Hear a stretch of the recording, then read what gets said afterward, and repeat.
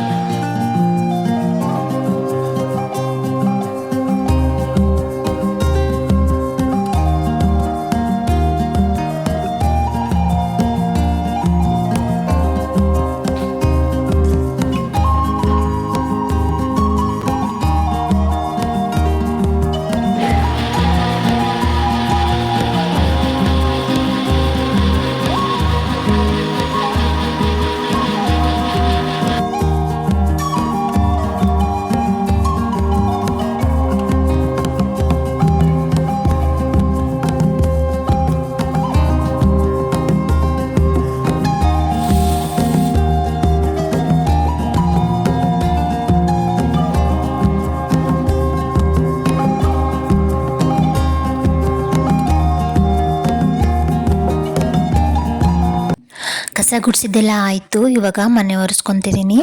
First ದೇವ್ರ ಮನೆ ಒರೆಸ್ಕೊಂಡು ಬಿಡ್ತೀನಿ. ಅದಾದ ನಂತರ ಅಡುಗೆ ಮನೆ, ಅದಾದ ನಂತರ ಬೆಡ್ರೂಮ್, ಹಾಲ್ ಇದೆಲ್ಲ ಒರೆಸ್ಕೊತೀನಿ. ಮನೆ ಒರೆಸೋದೇನು ಒಂದು 10 minutes ಆಗುತ್ತೆ ಅಷ್ಟೇ ನನಗೆ.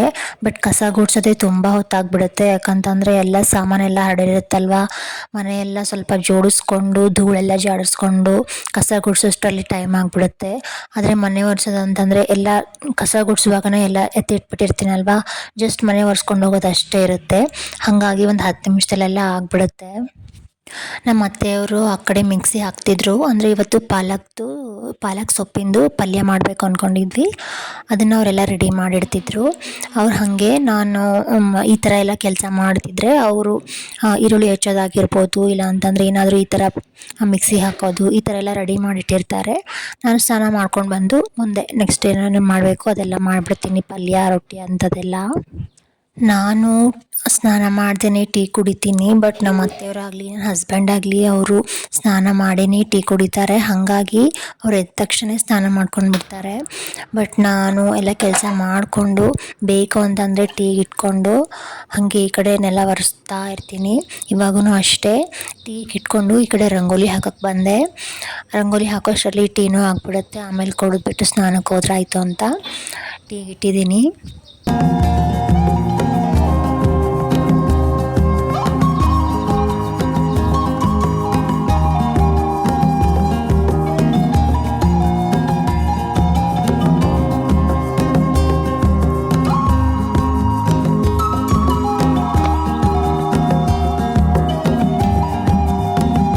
ರಂಗೋಲಿ ಹಾಕಿದ್ದಾಯಿತು, ಅಷ್ಟರಲ್ಲಿ ಟೀನೂ ಆಗಿತ್ತು. ಹಾಗಾಗಿ ಟೀ ಸೋಸ್ಕೊಂಡು ಇವಾಗ ಟೀ ಕುಡಿತಾ ಇದ್ದೀನಿ. ಟೀ ಕುಡಿದಾದ್ಮೇಲೆ ಇವಾಗ ಸ್ನಾನ ಮಾಡ್ಕೊಂಡು ಬಂದೆ.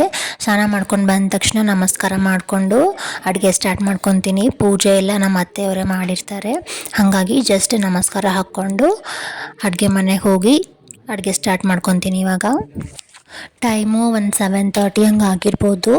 8 o'clock ನನ್ನ ಮಗ ರೆಡಿಯಾಗಿರಬೇಕು, ಹಾಗಾಗಿ ಮಾಡ್ಕೊಂಡು ಬಿಡ್ತೀನಿ. ಭಾಳತ್ತೇನು ಆಗೋದಿಲ್ಲ, ಎಲ್ಲ ರೆಡಿನೇ ಇರುತ್ತಲ್ವ. ಈರುಳ್ಳಿ ಹೆಚ್ಚಿಟ್ಟಿರ್ತಾರೆ ನಮ್ಮ ಅತ್ತೆ, ಹಾಗಾಗಿ ಫ್ರೈ ಮಾಡೋದಷ್ಟೇ ಇರುತ್ತೆ. ಒಂದು 10 ಮಿನಿಟ್ಸಲ್ಲೆಲ್ಲ ಆಗಿಬಿಡುತ್ತೆ. ಪಲ್ಯ ಮಾಡಿ ಅವ್ನಿಗೆ ಎಷ್ಟು ಬೇಕೋ ಅಷ್ಟು ರೊಟ್ಟಿ ಮಾತ್ರ ಮಾಡಿರ್ತೀನಿ. ನಮಗೆಲ್ಲ ಅವ್ನು ಸ್ಕೂಲಿಗೆ ಹೋದ್ಮೇಲೆ ಮಾಡ್ತೀನಿ, ಹಾಗಾಗಿ ಟೈಮ್ ಏನು ಭಾಳ ಆಗೋದಿಲ್ಲ. 3 ರೊಟ್ಟಿ ಏನು ಒಂದು 5 ಮಿನಿಟ್ಸಲ್ಲೆಲ್ಲ ಮಾಡಿಬಿಡ್ಬೋದು.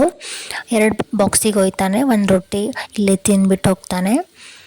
ನೆಕ್ಸ್ಟ್ ಇವಾಗ ಈರುಳ್ಳಿ ಫ್ರೈ ಮಾಡಿಕೊಂಡು ಪಾಲಕನ್ನ ಮಿಕ್ಸಿಗೆ ಹಾಕಿಟ್ಟಿದ್ರು ನಮ್ಮ ಅತ್ತೆ.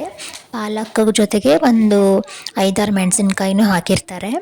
ಅದನ್ನೆಲ್ಲ ಮಿಕ್ಸಿಗೆ ಮಾಡಿಕೊಂಡು ಇವಾಗ ಈರುಳ್ಳಿ ಚೆನ್ನಾಗಿ ಫ್ರೈ ಆದಮೇಲೆ ಪಾಲಕ್ ಸೊಪ್ಪನ್ನ ಹಾಕ್ಕೊತಾ ಇದ್ದೀನಿ. ಪಾಲಕ್ ಸೊಪ್ಪು ಸ್ವಲ್ಪ ನೀರನ್ನು ಹಾಕಿದ್ದೀನಿ. ಅದು ಪಾಲಕ್ಕು ಹಸಿ ವಾಸನೆ ಹೋಗೋವರೆಗೂ ನಾವು ಚೆನ್ನಾಗಿ ಫ್ರೈ ಮಾಡ್ಕೊಳ್ಬೇಕು. 1 ಬಟ್ಲು ಕಡಲೆಕಾಳನ್ನು ಹಾಕಿದ್ದೀನಿ. ನೆನೆಸಿಟ್ಟಿದ್ದ ಕಡಲೆಕಾಳು ಇರುತ್ತಲ್ಲ ಅದು ಹಾಕಿ ಸ್ವಲ್ಪ ಗರಂ ಮಸಾಲ ಹಾಕ್ಕೊಂಡು ಚೆನ್ನಾಗಿ ಕಲಸಿ ಅದು ಚೆನ್ನಾಗಿ ಗಟ್ಟಿ ಆಗಬೇಕು, ಅಲ್ಲಿವರೆಗೂ ಅದನ್ನು ಫ್ರೈ ಮಾಡ್ಕೋಬೇಕು.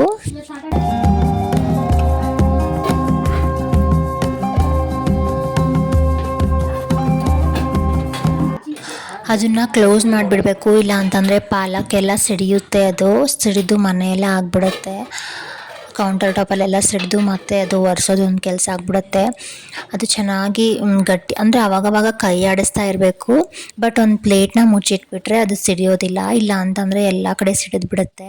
ಅದಕ್ಕೆ 1 ಚಮಚ ಬೆಣ್ಣೆ ಹಾಕಿದ್ದೀನಿ. ಬೇಕು ಅಂತಂದರೆ ನಾವು ಗೋಡಂಬಿನೂ ಮಿಕ್ಸಿ ಮಾಡಿ ಹಾಕ್ಬೋದು. ನಾನು ಅದರ ಬದಲು ಇವತ್ತು 1 ಚಮಚ ಬೆಣ್ಣೆನೂ ಹಾಕ್ಕೊಂಡಿದ್ದೀನಿ, ಟೇಸ್ಟ್ ಚೆನ್ನಾಗಿರಲಿ ಅಂತ. ಇದನ್ನು ಒಂದು ಕಡೆ ಇಟ್ಟಿದ್ದೀನಿ ಬೇಯೋಕ್ಕೆ. ಅಷ್ಟರಲ್ಲಿ ಇನ್ನೊಂದು ಕಡೆ ಮೂಲಂಗಿ ಪಲ್ಯ ಮಾಡೋಕ್ಕೆ ಅಂತ ಇನ್ನೊಂದು ಕಡಾಯಿ ಇಟ್ಕೊಂಡಿದ್ದೀನಿ. ಮೂಲಂಗಿ ಪಲ್ಯ ಅಂತೂ ತುಂಬಾ ಸಿಂಪಲ್ಲು. ಈರುಳ್ಳಿ ಅಷ್ಟೇ ಫ್ರೈ ಮಾಡಿಕೊಂಡು ಮೂಲಂಗಿನ ಫ್ರೈ ಮಾಡೋದೇನು ಬೇಕಾಗೋದಿಲ್ಲ, ಜಸ್ಟ್ ಹಾಕಿ ಉಪ್ಪು ಖಾರ ಹಾಕಿ ಕಲಿಸ್ಬಿಡೋದು ಅಷ್ಟೇ. ನಮ್ಮ ಮನೇಲಿ ಎಲ್ರಿಗೂ ತುಂಬಾ ಇಷ್ಟ. ಹಿಂಗೆ ಏನಾದರೂ ಒಂದು ಪಲ್ಯ ಮಾಡಿದರೆ ಸೈಡಿಗೆ ಈ ಥರ ಮೂಲಂಗಿ ಇತ್ತಂದರೆ ಅದನ್ನು ಮಾಡೇ ಇರ್ತೀವಿ ಯಾವಾಗ್ಲೂ. ಮೇಲೆ ಸ್ವಲ್ಪ ಕೊತ್ತಂಬರಿ ಅದೆಲ್ಲ ಹಾಕ್ಕೊಂಡು ಇವಾಗ ನೆಕ್ಸ್ಟ್ ಮೂಲಂಗಿ ಹಾಕ್ತಿದ್ದೀನಿ.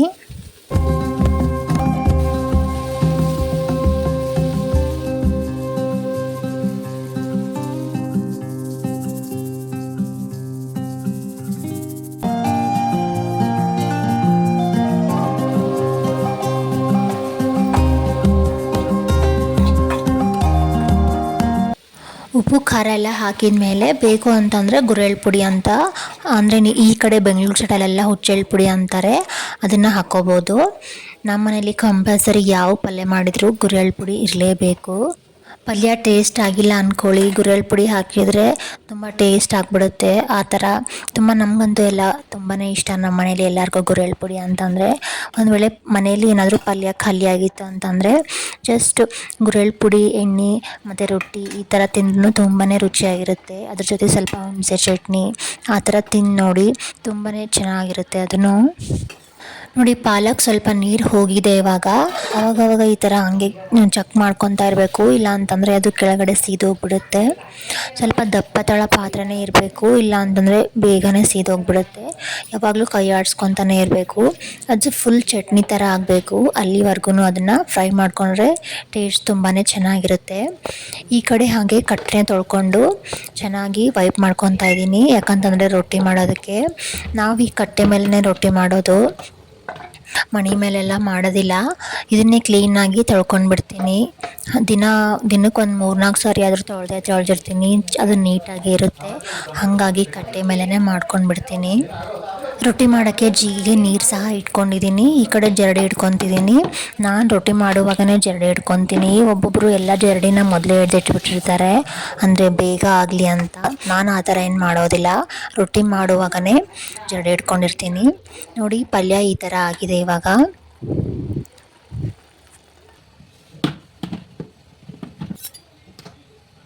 ಒಂದು 3 ಕಪ್ ಆಗೋಷ್ಟು ನೀರು ಹಾಕ್ಕೊಂಡು ಚೆನ್ನಾಗಿ ಕುದಿಸ್ಕೊಂಡಿದ್ದೀನಿ. ಅದಕ್ಕೆ ಇವಾಗ ಹಿಟ್ಟು ಹಾಕ್ಕೊಂಡು ಚೆನ್ನಾಗಿ ಕಲಿಸ್ಕೊಳ್ಬೇಕು.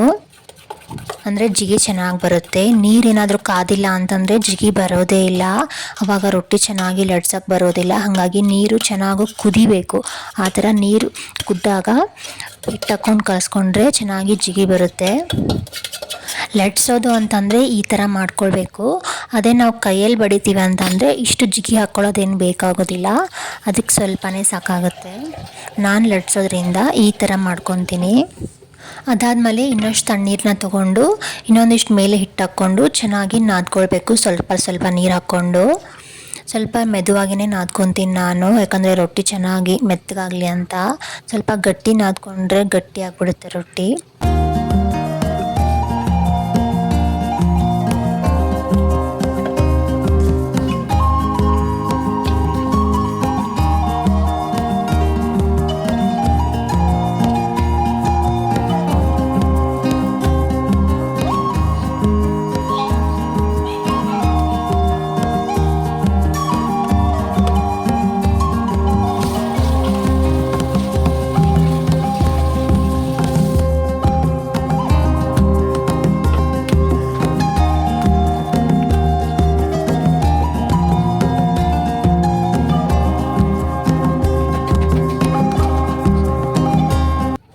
ಮಕ್ಕಳು ಪಲ್ಯನ ಹಾಗೆ ತಿನ್ನಂದರೆ ತಿನ್ನಲ್ವಲ್ಲ, ಹಾಗಾಗಿ ನಾನು ಪಾಲಕ್ ಚಟ್ನಿ ಇದೆ ಅಲ್ವಾ, ಅಂದರೆ ಪಾಲಕ್ ಪಲ್ಯ ಮಾಡಿದ್ದೀನಲ್ವ, ಅದನ್ನೇ ರೊಟ್ಟಿಲಿ ಹಾಕ್ಕೊಂಡು ಚೆನ್ನಾಗಿ ನಾದ್ಬಿಟ್ಟು ರೊಟ್ಟಿ ಮಾಡಿಬಿಡ್ತೀನಿ. ಮಕ್ಕಳಿಗೆ ತಿಂದಂಗೂ ಆಗುತ್ತೆ. ಈ ಕಡೆ ಮಕ್ಕಳು ತಿಂದಿದ್ದಾರಂತೆ ನಮಗೂ ಸಹ ಸಮಾಧಾನ ಇರುತ್ತೆ. ಹಾಗೆ ತಿನ್ನೋ ಅಂತಂದರೆ ನನ್ನ ಮಗ ಅಂತೂ ತಿನ್ನೋದೇ ಇಲ್ಲ. ಒಂದು ವೇಳೆ ತಿನ್ನೋ ಮಕ್ಕಳು ಇದ್ರು ಅಂತಂದರೆ ತುಂಬಾ ಲಕ್ಕಿ ನೀವು. ನನ್ನ ಮಗ ಅಂತೂ ಪಲ್ಯ ಅದೇನು ತಿನ್ನೋದೇ ಇಲ್ಲ. ಹಾಗಾಗಿ ನಾನು ಯಾವುದೇ ಪಲ್ಯ ಇರಲಿ ಅದನ್ನು ಮಿಕ್ಸಿಗೆ ಹಾಕಿ ಈ ಥರ ರೊಟ್ಟಿಲಿ ಹಾಕ್ಕೊಂಡು ಮಾಡಿಬಿಡ್ತೀನಿ. ನೀವೆಲ್ಲ ಹೇಗೆ ಮಾಡ್ತೀರಾ ಅಂತ ಕಮೆಂಟ್ ಮಾಡಿ ಹೇಳಿ. ಇವತ್ತಿನ ವಿಡಿಯೋ ಇದಾಗಿತ್ತು. ಮತ್ತೆ ನೆಕ್ಸ್ಟ್ ವಿಡಿಯೋದಲ್ಲಿ ಸಿಗ್ತೀನಿ. ಈ ವಿಡಿಯೋ ನಿಮಗೆ ಚೆನ್ನಾಗಿ ಅನಿಸಿತು ಅಂತಂದರೆ ಪ್ಲೀಸ್ ಒಂದು ಲೈಕ್ ಮಾಡಿ, ಹಾಗೆ ಶೇರ್ ಮಾಡಿ ಮತ್ತು ಕಮೆಂಟ್ ಮಾಡಿ. ಮತ್ತು ನೆಕ್ಸ್ಟ್ ವಿಡಿಯೋದಲ್ಲಿ ಸಿಗ್ತೀನಿ. ಅಲ್ಲಿವರೆಗೂ ಟೇಕ್ ಕೇರ್. Thank you.